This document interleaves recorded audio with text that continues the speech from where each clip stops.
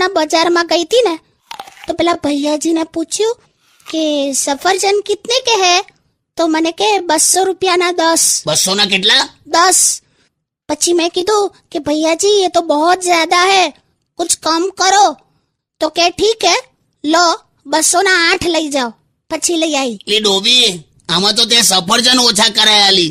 પૈસા ઓછા કરાવવાના હોય કે સફરજન ઓછા કરાવવાના હોય? હાલા નહીં કરી છે કરી. તું તો આવડું મોટું મોઢું છે પણ મચ્છરનું મગજ છે. સોરી.